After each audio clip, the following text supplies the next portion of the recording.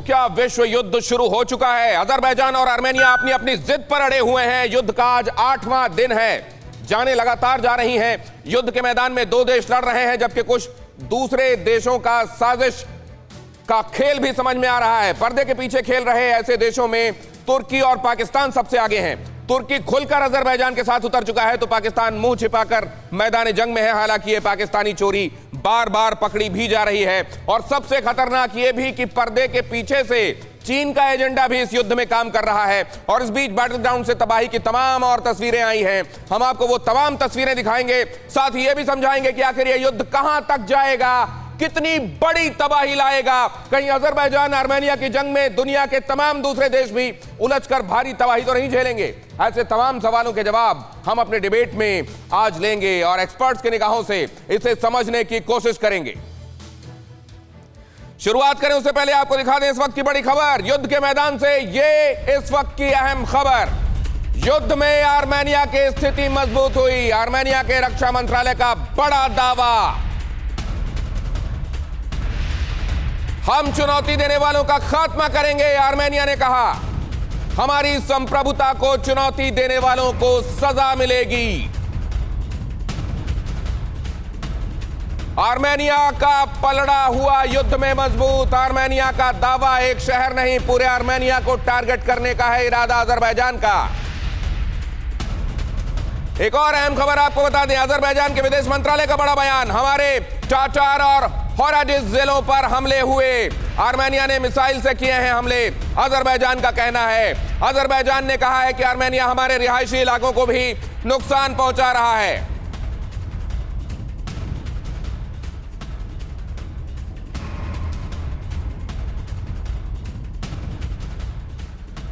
हमारे साथ जुड़ रहे हैं खास मेहमान, जिनकी निगाहों से हम पूरे मामले को समझने की कोशिश करेंगे। राजन खोचर साहब, मेजर जनरल राजन खोचर साहब, डिफेंस एक्सपर्ट। अब्दुल समद याकूब इस्लामाबाद से हमारे साथ जुड़ रहे हैं। साइबल दास गुप्ता वरिष्ठ पत्रकार हैं, बीजिंग से हमारे साथ इस चर्चा का हिस्सा हैं। कैरन आर्मेनिया से हमारे साथ इस चर्चा में लाइव जुड़ रहे हैं। और हम समझने की कोशिश ये कर रहे हैं कि आज 8वां दिन हो गया। एक हफ्ता बहुत बड़ा वक्त होता है। 4 दिन का वॉर हुआ था इन दोनों देशों के बीच में 2016 में, और उसके बाद ये लावा धधक रहा था। इस बार 4 दूनी 8 हो गया। अब ये मामला किस तरफ जा रहा है? लेकिन इससे पहले कि मेहमानों का रुख करूं, अहम खबर आपको बता दूं, अजरबैजान ने आर्मेनिया को गंभीर चेतावनी दी है। रिहायशी इलाकों पर हमले न करने की चेतावनी दी है। हमले किए गए तो नतीजे गंभीर होंगे कहा गया है। रिहायशी इलाकों में लगातार हमले हो रहे हैं। अजरबैजान का कहना है कि आर्मेनिया हमारे सैनिकों नहीं, हमारे नागरिकों को निशाना बना रहा है और यह बर्दाश्त नहीं किया जाएगा। कैरन के पास सबसे पहले चलते हैं। कैरन, दोनों तरफ के दावों में किसका दावा असल में वस्तुस्थिति दिखा रहा है? क्योंकि वॉर के समय में दावे जाहिर है साई ऑप्स का हिस्सा होते हैं। दिनेश जी, पहले दावा देने से पहले कम से कम ओरिजिनल होना चाहिए। ये अजरबैजान का मिनिस्ट्री ऑफ डिफेंस और फॉरेन मिनिस्ट्री भी अपने दावे कॉपी पेस्ट कर रहे हैं आर्मेनियन मिनिस्ट्री ऑफ डिफेंस से। जो भी हम आरोप लगाते हैं वो वही चीज़ कॉपी करके हम लोग के ऊपर वो लोग थोपते हैं। पर हालांकि अभी भी सीमा पर अजरबैजान और नगोर्नो कराबाख आर्त्सख रिपब्लिक की अभी भी गोलीबाजी चल रही है। ये 8वां दिन जैसे आपने कहा हो गया है, और अजरबैजान बिल्कुल रोकने को तैयार नहीं है। और ये साफ साफ पता चल रहा है मिनिस्ट्री ऑफ डिफेंस अजरबैजान की ट्वीट हैंडल से भी। कल वो लोग ट्वीट किया कि हम लोग पीछे नहीं हटेंगे दोबारा, और हम लोग पूरे आर्त्सख लेने वाले हैं इस बार। तो वो लोग समझौता करने के लिए और टेबल पे नेगोशिएशन टेबल पे आने के लिए बिल्कुल भी तैयार नहीं है। और ये चीज़ अलियेव जो उनका प्रेसिडेंट है, उनका अल जजीरा का दिए हुए इंटरव्यू से भी पता चल रहा है, क्योंकि उन्होंने साफ साफ मना किया और बोला कोई मतलब नहीं है आर्मेनिया से नेगोशिएट करने के लिए, क्योंकि वो लोग अपने नगोर्नो कराबाख हमको देने को तैयार नहीं है। और जाहिर सी बात है हम लोग उनको देने को तैयार नहीं है। तो आप एक इंपॉर्टेंट बात कह रहे हैं, आप ये कह रहे हैं कि अजरबैजान की तरफ से जो दावे किए जा रहे हैं वो आर्मेनिया के दावों का कॉपी पेस्ट हो रहा है। आर्मेनिया ने कहा कि हमारे यहाँ सिविलियंस को नुकसान पहुंचाया जा रहा है, तो इसी तरह का दावा अजरबैजान की तरफ से कर दिया गया, जबकि अजरबैजान का यह दावा सरासर निराधार है, आपका यह कहना है। एक अहम खबर बताने के बाद अगले मेहमान का रुख करता हूं। आर्मेनिया अजरबैजान में 8वें दिन भीषण संघर्ष, सैनिकों समेत 13,000 से ज्यादा लोगों की मौत, जंग में दागी जा रही हैं घातक मिसाइलें। अजरबैजान का काराबाख इलाके पर दावे कब्जे का दावा, मगध इस पर कब्जे का दावा किया जा रहा है और वहां अपना झंडा फहराने की तस्वीरें भी अजरबैजान की तरफ से जारी की गई हैं।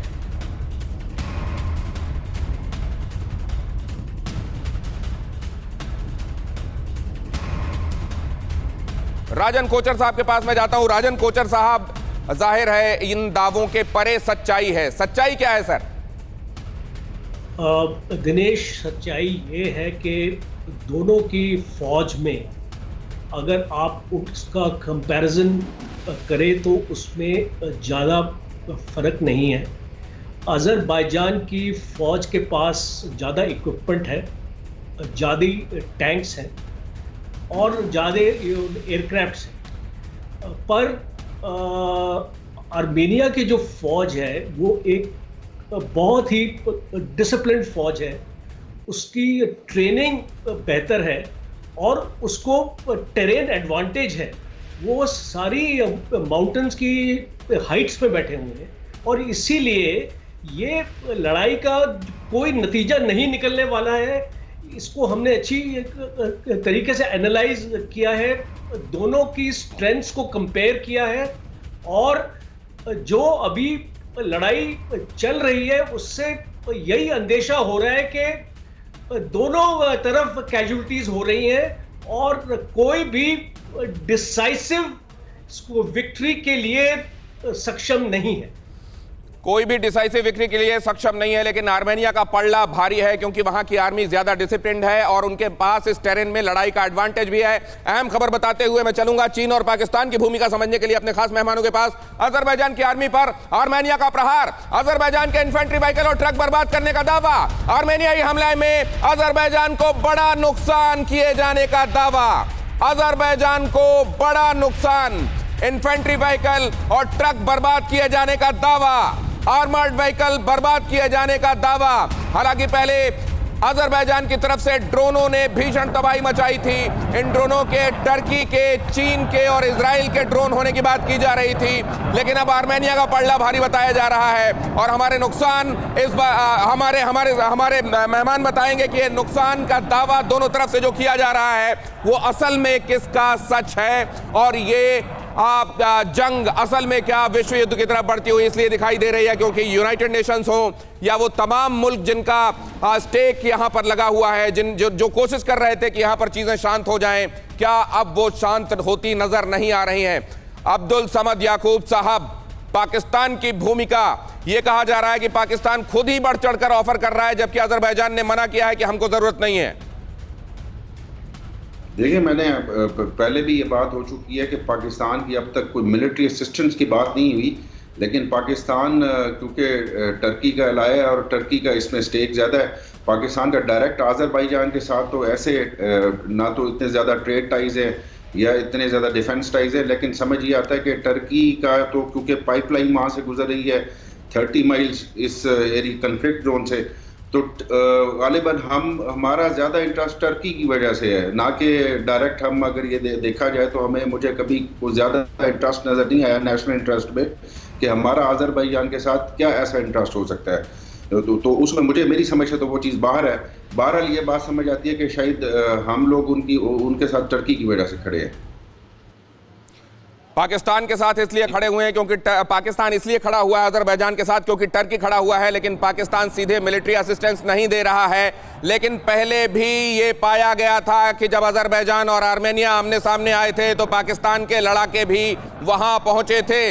इस वक्त आर्मेनिया और अजरबैजान के बीच युद्ध के मैदान से आ रही इन तस्वीरों को देखिए, धधकते आग के गोलों में तब्दील इन आर्मर्ड व्हीकल्स को देखिए, इन टैंक्स को देखिए, इन तोपों को देखिए। 13,000 से ज्यादा मौतें अब तक हो चुकी हैं जिसमें सोल्जर्स भी शामिल हैं और सिविलियंस भी। बहुत बड़ी तादाद में दोनों ही तरफ के लोग मारे गए हैं और तबाही का मंजर बढ़ता ही जा रहा है। पूरा आर्मेनिया टारगेट पर था। आर्मेनियाई पीएम ने यह दावा किया है। युद्ध की बेहद भयानक तस्वीरें इस वक्त आप देख रहे हैं। वॉर एट डे नंबर 8, युद्ध की सबसे भयानक 8 तस्वीरें इस वक्त आप देख रहे हैं। धुएं का ये उठता हुआ गुबार, ये जंग का मैदान, नगोर्नो काराबाख का इलाका, इसके आसपास के 7 वो रीजन्स जहां आर्मेनिया के कब्जे की बात अजरबैजान की तरफ से की जाती है। अजरबैजान का पड़ला भारी पहले बताया जा रहा था, लेकिन अब बताया जा रहा है कि आर्मेनिया भारी पड़ रहा है। पूरा आर्मेनिया टारगेट है। आर्मेनिया के पीएम ने यह दावा किया है कि अजरबैजान अब नरसंहार पर उतारू हो गया है। 24 घंटे नॉन स्टॉप फायरिंग चली है और यह चलता ही जा रहा है। यूनाइटेड नेशंस की तरफ से, यूरोपियन यूनियन की तरफ से, अमेरिका की तरफ से यह बार बार बात कही जा रही है कि इस पर विराम लगना चाहिए। रूस की तरफ से भी बताया जा रहा है कि यह कोशिश हो रही थी कि मामला फ्लेयर अप ना होने पाए, लेकिन उसके बावजूद यह युद्ध रुक नहीं रहा। आज 8वां दिन हो गया है, हजारों लोग बेघर हो गए हैं।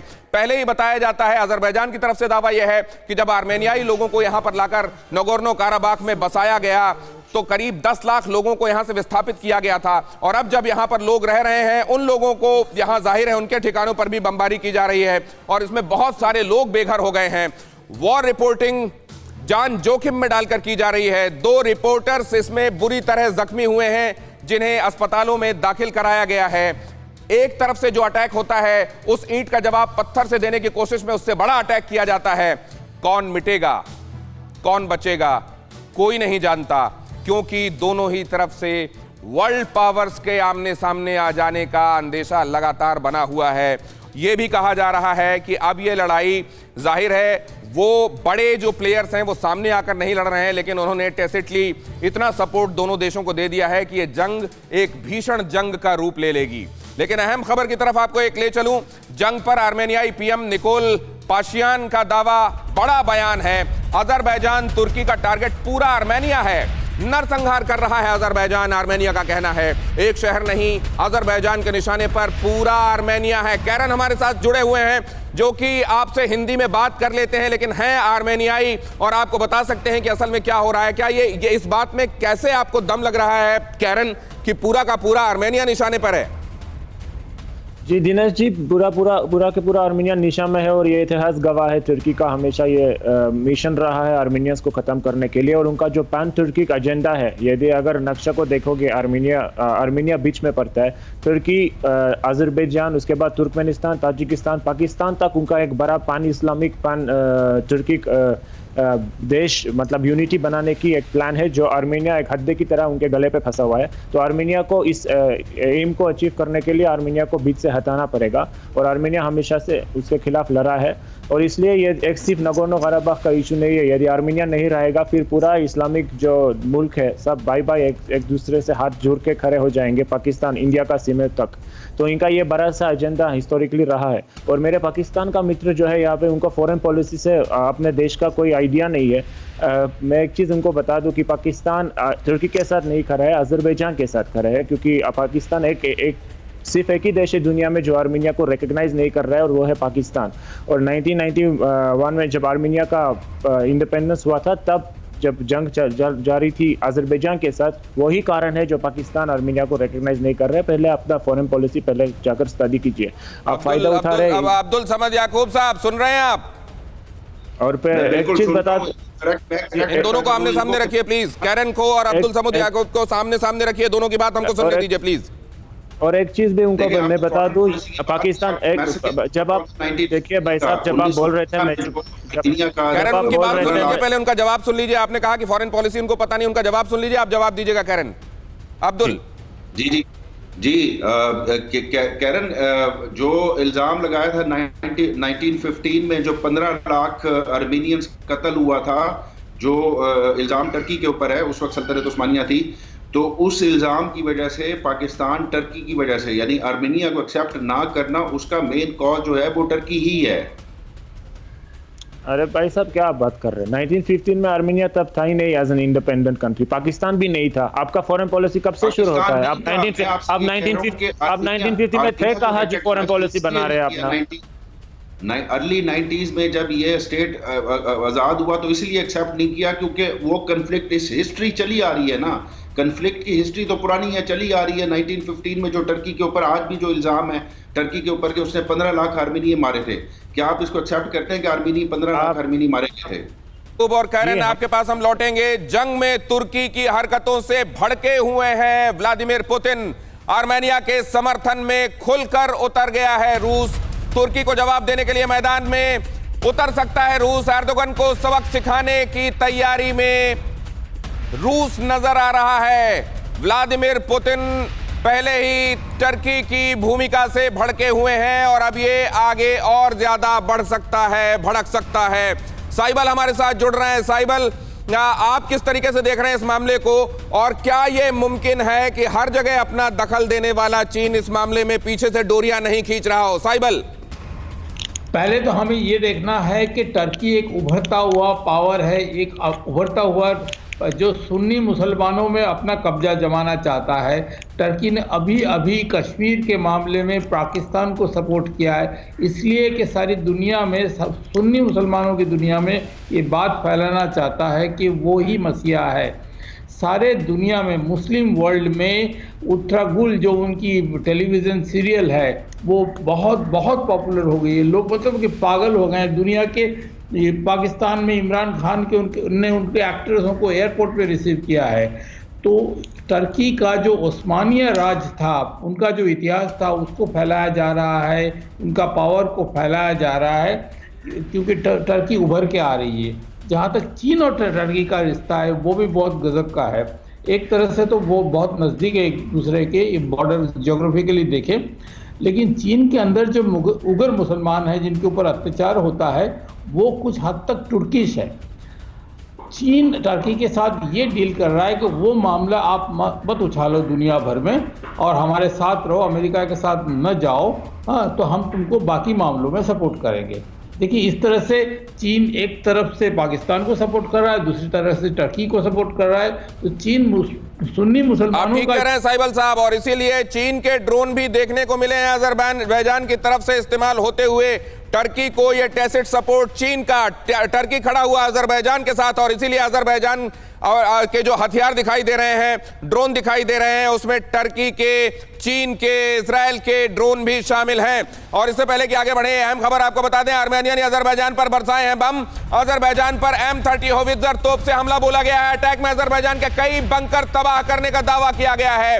अजरबैजान को खासा नुकसान पहुंचाने का दावा किया गया है। युद्ध का लेटेस्ट वीडियो आप देख रहे हैं और दूसरी तरफ देख रहे हैं ये अहम खबर जिसमें होवित्जर तोपों के जरिए, और आप जानते हैं इन होवित्जर तोपों की खासियत यह है कि ये शूट और स्कूट करती हैं। एक जगह से गोला बरसाने के बाद ये तुरंत ही अपनी लोकेशन बदल लेती हैं, लिहाजा किस तरफ से गोला आया और अब तोप किधर चली गई है पता नहीं चलता है, और उन तोपों के जरिए बड़ा नुकसान पहुंचाया गया है। और इसीलिए राजन कोचर साहब कह रहे थे कि जो आर्मेनियाई आर्मी है वो ज्यादा डिसिप्लिन्ड है, उसमें इस टेरेन में लड़ने का खासा अनुभव है, इसलिए सैन्य ताकत के हिसाब से, इक्विपमेंट के लिहाज से अजरबैजान का पलड़ा भारी होने के बावजूद आर्मेनिया इस समय अजरबैजान पर भारी पड़ रहा है। राजन कोचर साहब, मैं ठीक कह रहा हूं?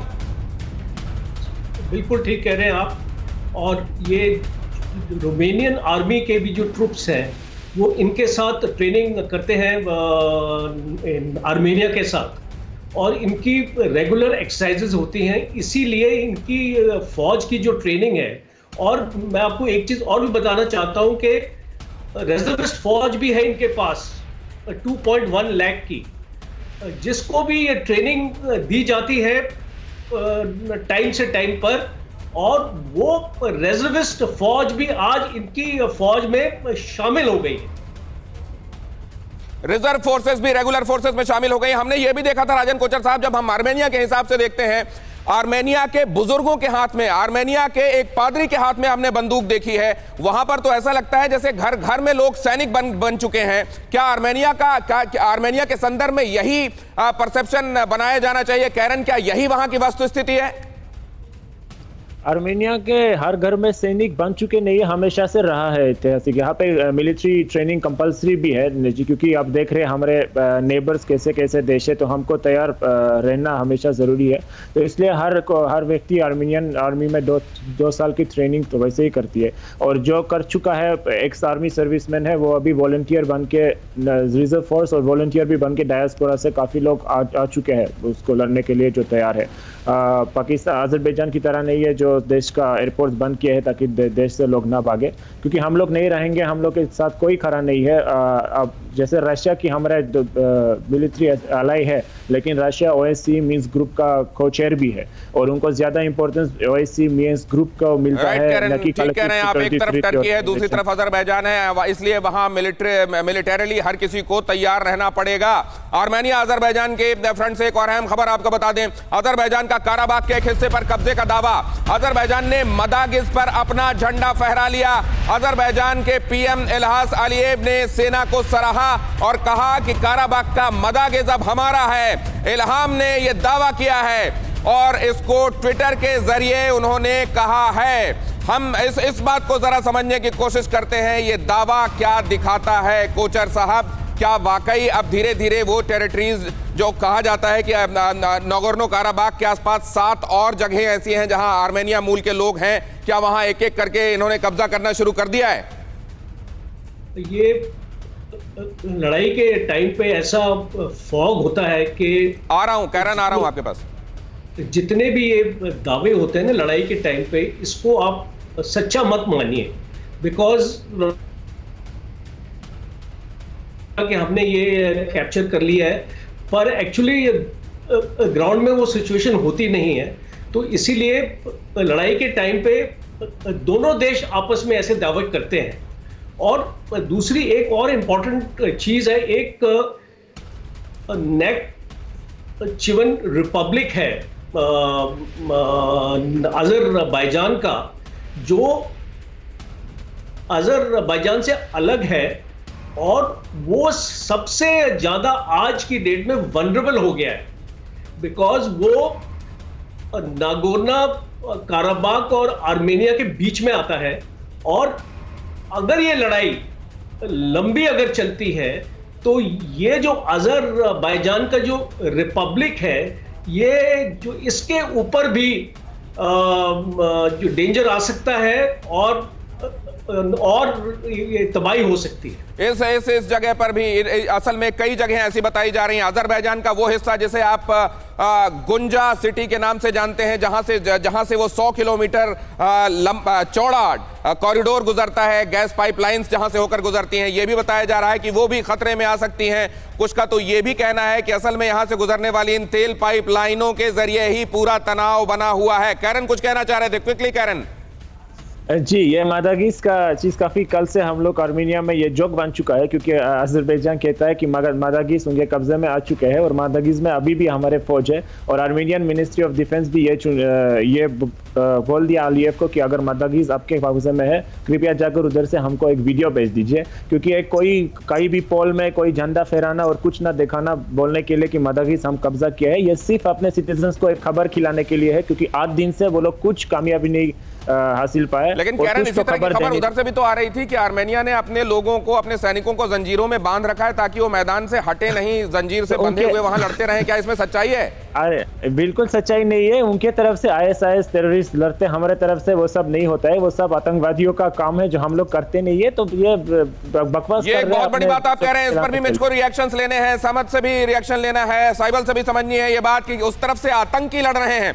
लेकिन उससे पहले अहम खबर आपको बता दूं, आर्मेनियाई सैनिकों को जंजीर से बांधे जाने के संदर्भ में जो बात मैं कह रहा था अभी कैरन से, उस बारे में दावा किया गया है। यह कहा गया है कि आर्मेनिया की तरफ से लड़ने वाले सैनिक जो हैं वो मैदान छोड़कर भाग न जाएं, इसलिए उनको जंजीर से बांध कर रखना आवश्यक लगा और उनको जंजीरों से बांध कर रखा गया।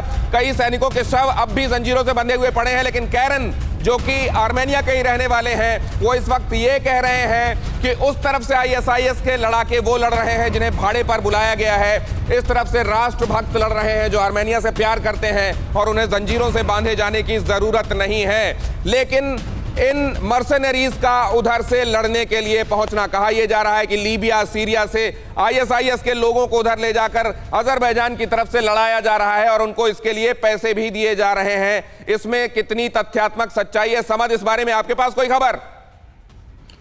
देखें, ये बिल्कुल फ्रांस, रशिया और आर्मेनिया ने ये क्लेम किया है कि ISIS के जो इनको टेररिस्ट के या फाइटर्स के जो मिलिटेंट्स हैं उनको डिप्लॉय किया गया है। लेकिन अगर स्ट्रेटजी देखी जाए तो टर्की ही वो गेटवे बना था अरब जो मिलिटेंट्स है उनको डिप्लॉय करने का सीरिया में। और जहां लीबिया की बात है, लीबिया में भी जब रिजीम चेंज करने लगे थे तो इवन अमेरिका ने ग्वांटानामो बे से जो कैद हुए उनके बड़े लीडर्स थे वो छोड़े थे ताकि वो जाके वहाँ पे फाइट करें और रिजीम चेंज करें। और ये इनको स्ट्रेटेजिक एसेट्स भी समझते हैं, यानी कि अगर इस बात को रद्द नहीं किया जा सकता। हाँ, जब इनको यूज़ तब किया जाता है जब आपने लंबी लड़ाई लड़नी हो, जब वॉर को प्रोलॉन्ग करना हो। अगर तो ये लंबी लड़ाई रखने का इरादा रखता है अज़रबैजान, तो डेफिनेटली वो टर्की से ये मदद मांगेगा कि वहाँ से आप मिलिटेंट्स को भेजें ताकि वो एक गोरिल्ला वॉर या वो लंबी लड़ाई लड़ सके। तो चलिए, इसमें साइबल साहब का क्या कमेंट है वो भी हम समझेंगे। समद, आपने इंपॉर्टेंट बात कही है, लेकिन उससे पहले एक अहम खबर बताते हुए हम साइबल साहब के पास जाएंगे। रात में अज़रबैजान ने आर्मेनिया पर रॉकेट बरसाए हैं। आर्मेनिया पर लगातार कई रॉकेट दागे गए हैं। रॉकेट अटैक से आर्मेनिया को भारी नुकसान की खबर है। रात के वक्त रॉकेट से हमला बोला गया है और यह बताया जा रहा है कि आर्मेनिया के एक बड़े हिस्से को इन रॉकेटों ने थर्रा दिया है। कैरन, ये खबर आपके पास भी आई है क्या? ये खबर तो पूरा दुनिया के पास जा रही है। ये इंफॉर्मेशन वॉर जो चालू है अज़रबैजान की, तो दावे किए जा रहे हैं। और उनके कुछ महीने पहले वो अपने देशवासियों को बोलते थे कि आर्मेनिया इतना गरीब देश है कि उनके पास टैंक्स भी नहीं है, मिलिट्री इक्विपमेंट्स भी नहीं है। लेकिन आज दावे कर रहे हैं कि 400 आर्मेनियन टैंक, पता नहीं 500 हेलीकॉप्टर वो लोग ये किए हैं वो किए। तो उनके पास कॉन्फ्लिक्टिंग व्यूज़ है, तो अपने देशवासियों को मतलब कुछ खबर खिलाने के लिए। तो ये सब मत सुनिए, जंग खत्म हो जाएगा फिर हम लोग बैठ के देखेंगे किसके पास क्या नुकसान हो गया है। वैसे अभी तक आर्मेनिया ने 355 से ज़्यादा उनका टैंक्स मार गिराई है। 14 हेलीकॉप्टर्स, एक दिन में 6 हेलीकॉप्टर्स उनका गिर गया है। तो यस, और आरसख का एक जाहिर सी बात बता दो, आरसख का जो प्रेसिडेंट है आराइक हारुtyunyan, वो अभी ऑफिस में बैठा नहीं है, वो खुद बंदूक लेकर सीमे पे लड़ रहा है, जो उनके देश का प्रेसिडेंट है। अलीयव की तरह अपना एसी का कमरे में बैठ के नहीं कर रहा है। तो ऐसे लोगों को मुझे नहीं लगता है कोई भी ताकत हरा सकता है। और तो अपने ये बताने की कोशिश कर रहे हैं कि आरसख वो इलाका, वो जगह जिसे आप नगोर्नो काराबाख के नाम से जाते हैं, उसे आरसख रिपब्लिक का नाम दिया जाता है। हालांकि इसको बहुत सारे देश तस्लीम नहीं करते हैं, लेकिन ये खुद को एक रिपब्लिक, एक स्वतंत्र देश के तौर पर मानता है। और इस जगह पे वो जो इनके प्रमुख हैं वो खुद बंदूक लेकर मैदान पर उतरे हुए हैं। कैरन का ये दावा है। लेकिन इससे पहले कि मैं आगे साइबल साहब के पास जाऊं, ये अहम बात आपको बता दूं कि अज़रबैजान आर्मेनिया युद्ध में पाकिस्तान एक्सपोज हुआ है। भाड़े के पाकिस्तानी आतंकी युद्ध के मैदान में पहुंचे हुए हैं। पाकिस्तान के साथ तुर्की की भूमिका पर भी सवाल उठ रहे हैं।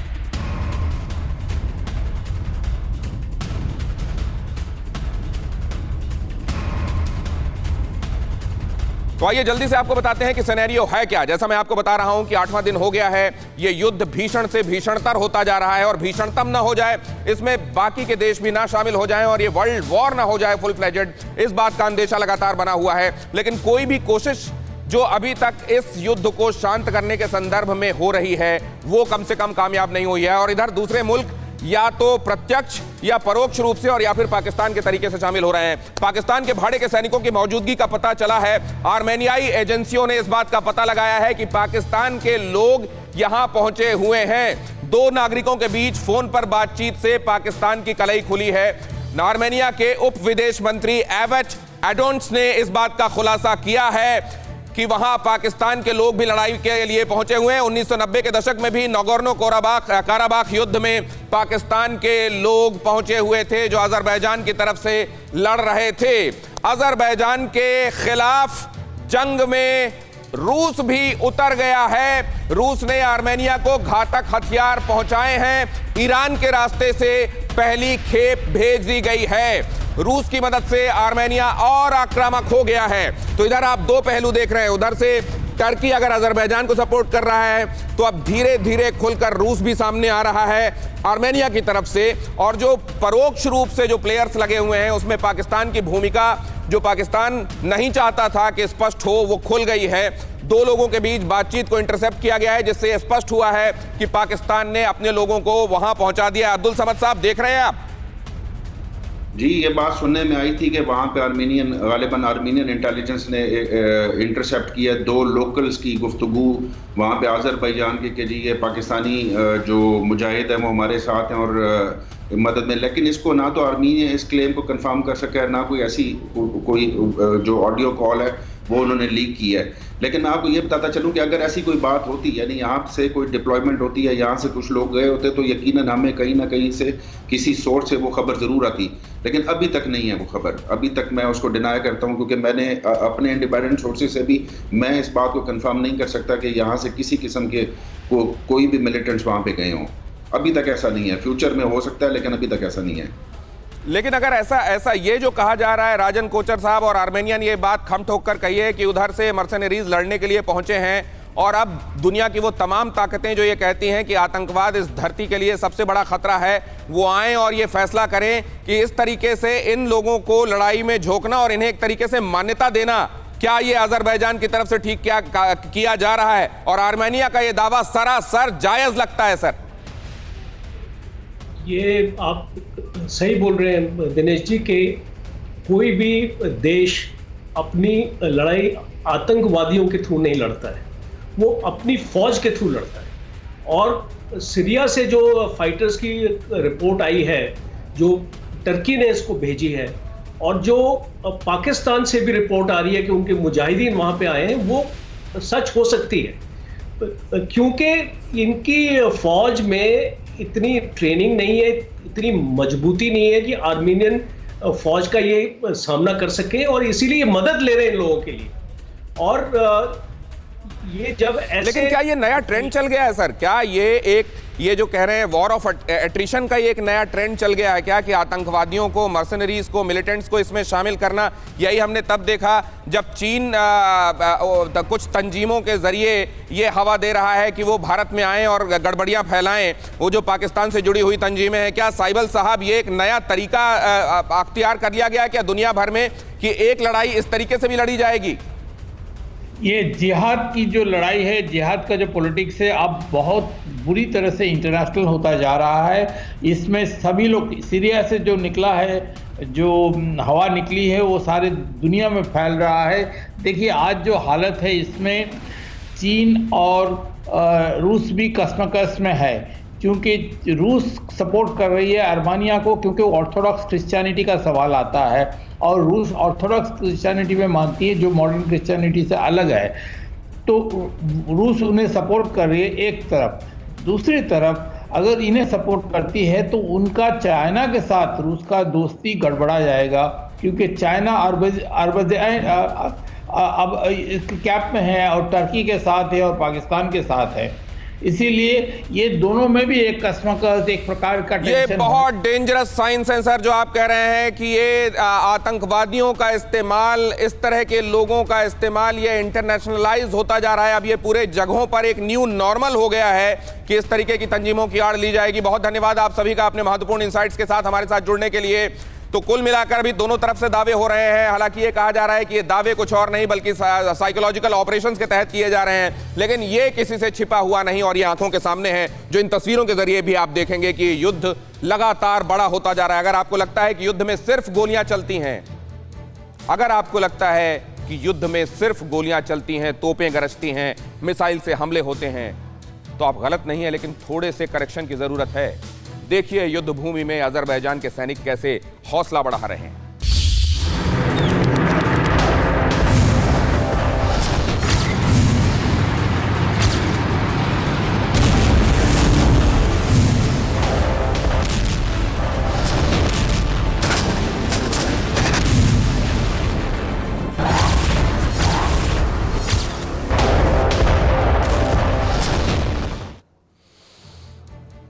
क्या आप पर भी बरपा है जालसाजी का कहर? सपने टूटे आपके, न घर के न घाट के। क्या आप भी हुए हैं धोखाधड़ी के शिकार? भेजिए अपनी आप बीती lootkhar@tv9.com पर। देखिए रोज रात 9:30 बजे। फिक्र आपकी,